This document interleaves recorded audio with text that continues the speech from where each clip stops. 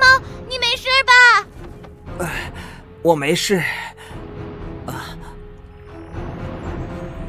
蓝猫，怎么了？小心啊，炫迪！